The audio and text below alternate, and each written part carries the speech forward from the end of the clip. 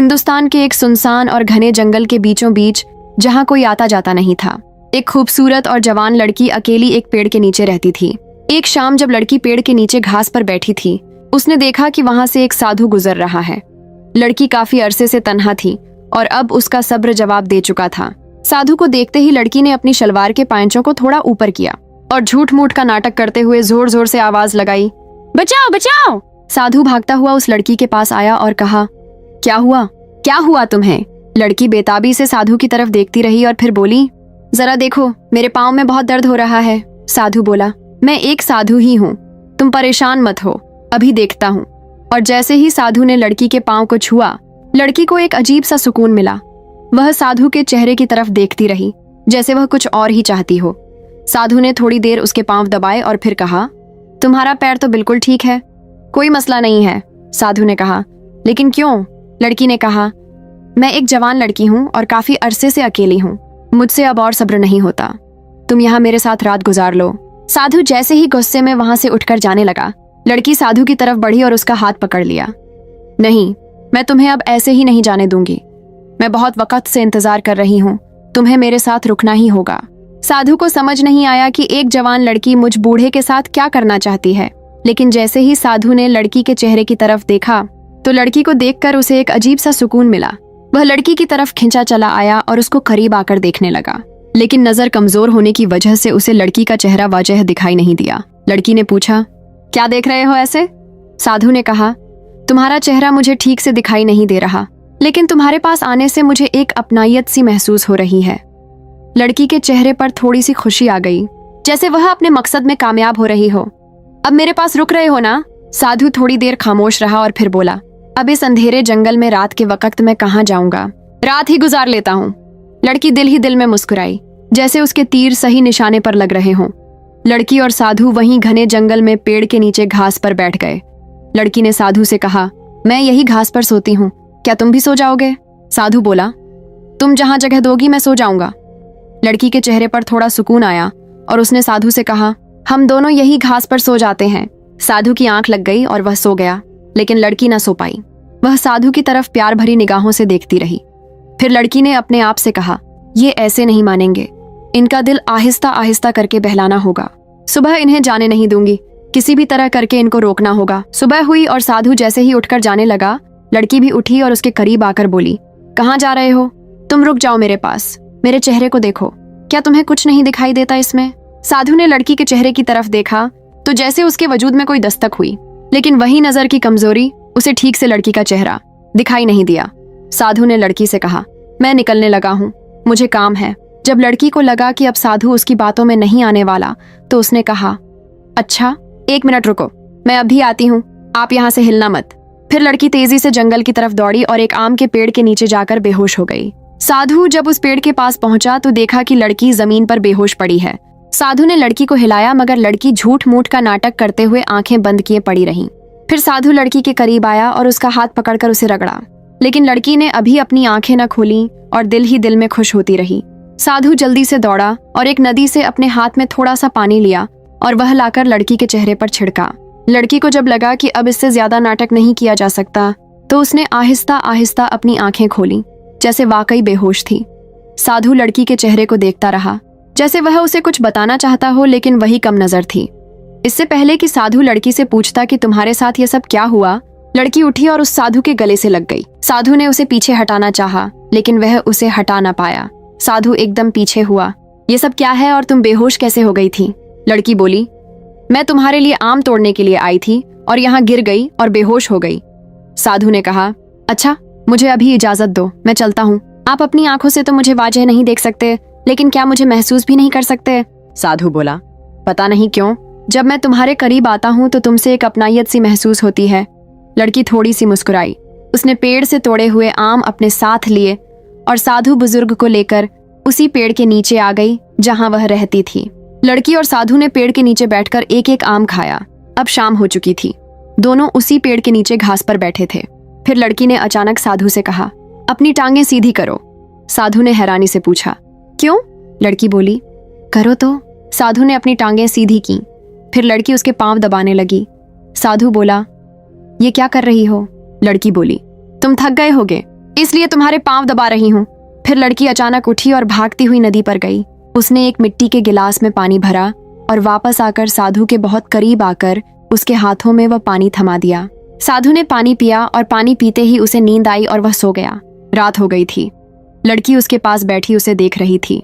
फिर लड़की उसके करीब आई और उसके माथे पर प्यार किया और उसका सिर दबाने लगी। अचानक साधु की आंख खुली तो लड़की उठी और घास पर लेटकर सो गई। सुबह हुई तो साधु लड़की के पास आया और बोला, तुम्हारे पास से जाने का दिल तो नहीं करता। तुम बहुत अच्छी हो, तुमने मेरी बहुत खिदमत की है, लेकिन अब मुझे जाना होगा। लड़की बोली, क्या अब तुम मुझे अकेले करके चले जाओगे? साधु बोला, आखिर जाना ही तो है, आज नहीं तो कल। लड़की साधु के करीब आई और उसकी आंखों में देखती हुई बोली, आज तुम मेरे साथ और रह लो, मुझसे अब और सब्र नहीं होता। मैं तुम्हारे साथ वक्त गुजारना चाहती हूँ। साधु ने कहा, क्या मतलब है तुम्हारा? लड़की ने अचानक साधु का हाथ पकड़ लिया और उसे अपने साथ लेकर एक घने जंगल की तरफ ले जाने लगी। चलते चलते साधु ने कहा, यहाँ झाड़ियां और दरख्तों के पीछे कहाँ ले जा रही हो? लड़की बोली, आपने मतलब जानना है ना कि मैं क्या चाहती हूँ? मैं वो सब आपको पहले ही बता देती, लेकिन मैं बहुत डरी हुई हूँ। मुझ में हिम्मत नहीं हो रही आपको सच बताने की, लेकिन मुझसे अब और इंतजार नहीं होता। साधु से उसकी बातें सुनता रहा। लड़की उसे घने जंगल में दरख्तों और झाड़ियों के बीच से गुजारती हुई ऐसी सुनसान जगह पर ले गई जहां सिर्फ दरख्त ही दरख्त थे। साधु चुपचाप ये तमाम मंजर देखता रहा। लड़की ने फिर दूर एक कपड़े से बनी झोंपड़ी की तरफ इशारा किया और फिर साधु से कहा, आपको मेरे साथ उस झोंपड़ी में जाना होगा। साधु ने जब झोंपड़ी की तरफ देखा तो उसे ऐसा महसूस हुआ जैसे वो पहले कभी उस झोंपड़ी में आया हुआ है, लेकिन वो खामोश रहा। साधु ने लड़की से कहा, मुझे इस वीरान जगह पर और इस झोंपड़ी के पास क्यों ले आई हो? लड़की बोली, अब वो वक्त आ गया है जिसके लिए मैंने आपको यहाँ पर रोका। मैं अब आपको अपने से दूर नहीं होने दूंगी। साधु बोला, ये कैसी बातें कर रही हो तुम, और उस झोंपड़ी में चलने का क्यों कह रही हो? लड़की ने कहा, आप मेरे साथ झोंपड़ी में आओ, वो तो वहीं जाकर पता चलेगा। साधु ने जब लड़की की ये बातें सुनी और जब उसने उस झोंपड़ी को देखा जिसमें वो पहले भी आया था, तो साधु के दिल में एक हलचल सी हुई और साधु गुस्से से वहां से वापस हो लिया। लड़की भी उसके पीछे दौड़ती हुई आई और पीछे से आवाज दी, मुझे मालूम है कि आप उस जगह को जानते हो और आप जिस औरत को लेकर यहाँ आए थे मैं उसे भी जानती हूँ। और वहीं एक जगह पर ठहर गया और लड़की की तरफ देखते हुए बोला, तुम्हें किसने कहा कि मैं यहाँ पर आया था? लेकिन उसके ये अल्फाज उसका साथ नहीं दे रहे थे। लड़की फिर उसके करीब आई और बोली, मेरा मकसद आपको गुस्सा दिलाना नहीं है, मैं आपसे दूर नहीं आपके करीब आना चाहती हूँ। साधु एक बार फिर से चलने लगा और लड़की उसके साथ साथ चलने लगी। फिर ये दोनों उसी पेड़ के नीचे पहुंच गए जहां पर ये पहले रहे थे। रात हो चुकी थी और अंधेरा काफी छा गया था। साधु ने लड़की से कहा, अच्छा अब मैं निकलता हूँ, मैं मजीद यहाँ नहीं रुक सकता। लड़की साधु के करीब आई और उसका हाथ पकड़कर कहा, इतनी रात में इस वीरान जंगल में आप कहाँ जाओगे? इतना ज्यादा अंधेरा है। साधु ने लड़की से कहा, पता नहीं तुम्हारे क्या इरादे हैं, लेकिन तुम्हारी बातों और तुम्हारे वजूद से मुझे एक अपनापन महसूस होता है। लड़की के चेहरे पर थोड़ी सी राहत आई और उसने कहा, मैं आपके लिए हर कुछ कर सकती हूँ, बस आप मुझसे राजी हो जाएं। साधु ने कहा, अच्छा ठीक है, मैं आज रात यहीं रुक जाता हूँ। साधु उसी पेड़ के नीचे घास पर लेट गया। कुछ देर बाद साधु की आंख लग गई और वो सो गया, जैसे उसे सुकून मिल गया हो, और फिर से लेटकर सो गई। सुबह हुई और साधु अभी सोया हुआ था। लड़की दबे पांव उठी और आहिस्ता आहिस्ता करके अचानक नदी में उतर गई और फिर जोर जोर से चिल्लाने लगी, कोई है वहां। साधु की आंख खुली जब उसने देखा कि उसके साथ लड़की लेटी नहीं है। पहुंचा तो देखा कि लड़की नदी में है और उसका पूरा जिस्म पानी में भीगा हुआ है। तुम वहां क्या कर रही हो? लड़की बोली, मैं पानी भरने आई थी, पांव फिसल गया, मुझे बाहर निकालो। लड़की नदी से बाहर आ गई।